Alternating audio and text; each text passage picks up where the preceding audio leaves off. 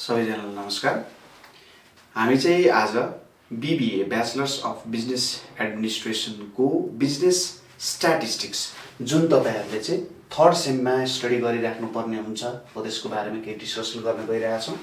साथसाथै यही सिलेबस चाहिँ फ्याकल्टी अफ म्यानेजमेन्टले हाम्रो BIM है त उनीहरुलाई पनि के गरेको छ त राखेको छ।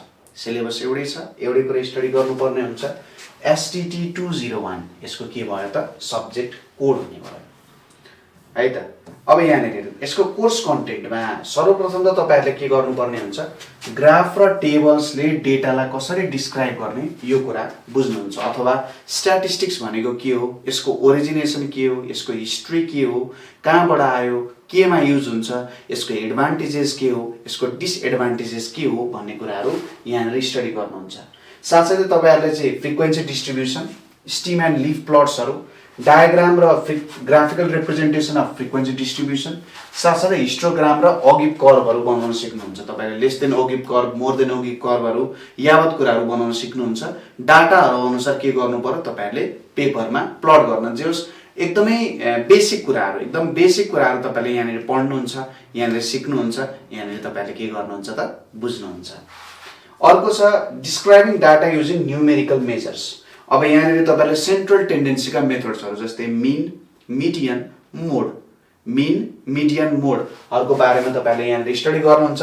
साथसाथै पार्टिसन भ्यालुजहरु, पार्टिसन भ्यालुजहरु जति पनि हुन सक्छ, जस्तै क्वार्टाइल हुन सक्छ, डेसाइल हुन सक्छ हैन, पर्सेन्टाइलहरु हुन सक्छ। तपाईले जति पार्टमा डिभाइड गर्न चाहनुहुन्छ त्यति पार्टमा डेटाहरुलाई डिभाइड गर्ने।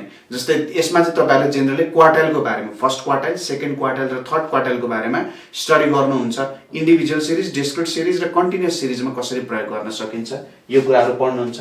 साथसाथै measure of variation, measure of भेरिएसनमा रेन्ज, रेन्जको एब्सोल्युट तो निकाल्ने तरिका, त्यसैगरी कोएफिसिएन्ट अफ रेन्ज हो यस्तो कुराहरु, त्यसैगरी क्वार्टाइलको डेभिएसन, इंटर क्वार्टाइल रेन्जहरु निकाल्ने पत्ता लगाउन सक्नुहुन्छ।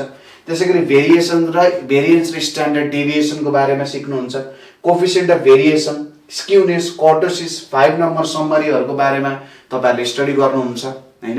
मीन, मिडियन, मोड, क्वार्टाइलहरुको बारेमा स्टडी गर्नुहुन्छ। त्यसैगरी बक्स र व्हिस्कर प्लट, यसमा तपाईहरुलाई बक्स र व्हिस्कर प्लट जरुरी छ र यो 5 नम्बर समरी तपाईहरुको डाइरेक्टली यो बक्स एन्ड व्हिस्कर प्लटसँग जरुरी इम्पोर्टेन्ट हुन जान्छ।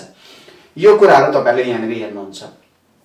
नेक्स्टमा आउँछ प्रोबेबिलिटी। प्रोबेबिलिटीमा तपाईहरुले एकदम सिम्पल प्रोबेबिलिटीको लहरु जस्तै स्याम्पल स्पेस भनेको के हो, इभेन्ट भनेको के हो, प्रोबेबिलिटीको के नियम छ, प्रोबेबिलिटीको के फर्मुला छ, हामीले के अनुसार प्रोबेबिलिटी क्याल्कुलेट गर्छौं, प्रोबेबिलिटीको लजहरु के छ, साथसाथै कन्डिसनल प्रोबेबिलिटी र अत्यन्तै इम्पोर्टेन्ट बेस थ्योरम पनि यहाँनेर तपाईले पढ्नुहुन्छ। यो चाहिँ बेसिक अन्डरस्ट्यान्डिङ र यसमा बेस थ्योरम अत्यन्तै जरुरी छ। बेस थ्योरमबाट तपाईहरुलाई क्वेशन आउँछ, यो तपाईहरुले प्र्याक्टिस गर्नुपर्छ। त्यसैगरी अब यहाँनेरबाट तपाईहरुको अलिकति लेभल अप हुन जान्छ, प्रोबेबिलिटी डिस्ट्रिब्युसन पढ्नुहुन्छ। यहाँनेर तपाईले र्यान्डम भेरिएबल भनेको के हो हैन, र्यान्डम भेरिएबलको बारेमा तपाईले प्रोबेबिलिटी डेन्सिटी फंक्सनहरुको बारेमा तपाईले पढ्नुपर्ने हुन्छ यहाँनेर। साथसाथै विभिन्न डिस्ट्रिब्युसनहरुको बारेमा पढ्नुहुन्छ।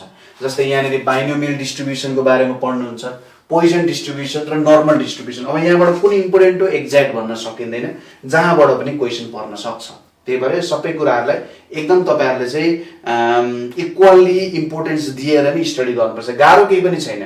बाइनोमियल, पोइजन, नर्मल, यहाँनेर जस्ट तपाईहरुले अब नर्मल डिस्ट्रिब्युसन हुन त सबैभन्दा इम्पोर्टेन्ट नर्मल डिस्ट्रिब्युसन हो है। फेरि सबैभन्दा इम्पोर्टेन्ट नर्मल डिस्ट्रिब्युसन हो हुनलाई, तर पनि सबैले इम्पोर्टेन्स दिएर पढ्नु पर्यो। यहाँ तपाईलाई थाहा हुनु पर्यो त्यहाँ के क्वेशन दिएको छ, त्यो क्वेशनमा कुन डिस्ट्रिब्युसन तपाईले प्रयोग गर्नुपर्ने हुन्छ।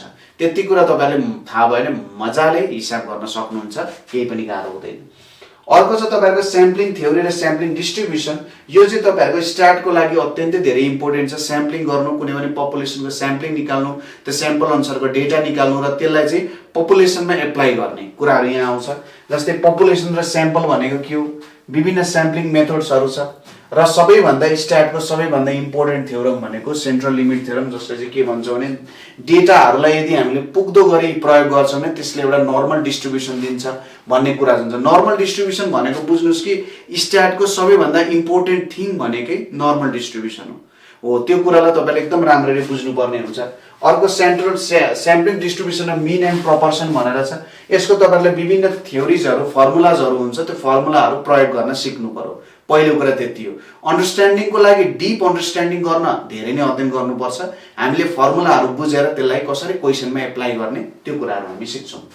नेक्स्टमा आउँछ एस्टिमेसन। एस्टिमेसनमा अब एस्टिमेसनको बारेमा, प्रपर्टिज अफ गुड एस्टिमेटरको बारेमा, कन्सिस्टेन्सीको बारेमा, अनबायसनेस, इफिसियन्सी र सफिसियन्सीको बारेमा र मेन कुरा भनेको यहाँनेरि पोइन्ट एन्ड इन्टरभल एस्टिमेट्सको बारेमा बुझ्नु पर्यो। पोइन्ट एस्टिमेट्स र इन्टरभल एस्टिमेट्सहरू निकाल्ने कुराहरू बुझ्नु पर्यो।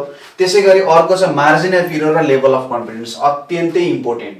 र अर्को important confidence interval, estimates for mean and proportion. यो सबै कुरा अत्यन्तै इम्पोर्टेन्ट छ। यहाँनेरि यति पोर्सन लगभग एउटा थ्योरिटिकल पोर्सन भयो। यहाँनेरि केही फर्मुलाहरू पनि आउनको लागि, तर यहाँदेखि यहाँको कुरा भनेको मेन तपाईहरुको एक्जाम फोकस्ड कुराहरू हुन्छ। अब पोइन्ट एन्ड इन्टरभल एस्टिमेट्स आएन भने level of confidence, margin of error कसरी निकाल्नुहुन्छ? असम्भव कुरा हो। त्यसैगरी कन्फिडेन्स इन्टरभल नआइकन तपाईहरुले कसरी मिन र प्रोपोर्सनको एस्टिमेट्स गर्न सक्नुहुन्छ? त्यो पनि असम्भव कुरा हो। यो सबै कुराहरू एकदमै डिटेलली हामी पढ्छौं र तपाईहरुलाई आउने क्वेशन्सहरु एकदम राम्रोसँगले प्र्याक्टिस गर्छौं। त्यसैगरी हाइपोथेसिस टेस्टिङ, ओहो अत्यन्तै इम्पोर्टेन्ट कुरा हाइपोथेसिस टेस्टिङ। अब हाइपोथेसिस टेस्टिङमा तपाईहरुको एउटा हाइपोथेसिस हुन्छ, एउटा नल हाइपोथेसिस भन्ने हुन्छ, अल्टरनेटिभ हाइपोथेसिस अल्टरनेट हाइपोथेसिस भन्ने हुन्छ। त्यहाँनेरि अब कुन चाहिँ ठीक हो त भन्ने कुराहरू तपाईहरुले विभिन्न वेबाट निकाल्नु पर्ने हुन्छ। हाइपोथेसिस टेस्टिङ के हो, यसको स्टेप्स के हो, hypothesis testing for mean and proportion for large sample, त्यसैगरी अब क्रिटिकल भ्यालु एप्रोच द्वारा युज गर्नुहुन्छ, त्यसैगरी कन्फिडेन्स लिमिट एप्रोच र पी भ्यालु एप्रोच, यो सबैबाट गर्नु पर्यो है त। यहाँ सबैबाट तपाईहरुले चाहिँ हाइपोथेसिस टेस्टिङहरु गर्नुपर्ने हुन्छ। एकदमै इम्पोर्टेन्ट छ। धेरै विद्यार्थीहरुलाई बुझ्न गाह्रो पनि यो टपिक छ, किनभने धेरै सानो सानो कुराहरू ख्याल गर्नुपर्ने हुन्छ। यो टपिक्सहरुमा काम गर्दा सानो सानो कुरामा ख्याल गर्नुपर्छ, सानो सानो कुराहरुमा काम गर्नुपर्ने हुन्छ, जस कारण चाहिँ यो टपिक आफैमा एकदमै डिफिकल्ट हुन सक्छ। तथापि हामी यसलाई एकदम सजिलो बनाएर पढाउने प्रयास गर्छौं र तपाईहरुलाई चाहिँ चाहिने एक्ज्याक्ट कुराहरू ट्याक ट्याक हामी तपाईहरुलाई प्रोभाइड गर्छौं। नेक्स्टमा आउँछ सिम्पल लिनियर कोरिलेसन। कोरिलेसन धेरै गाह्रो केही पनि छैन।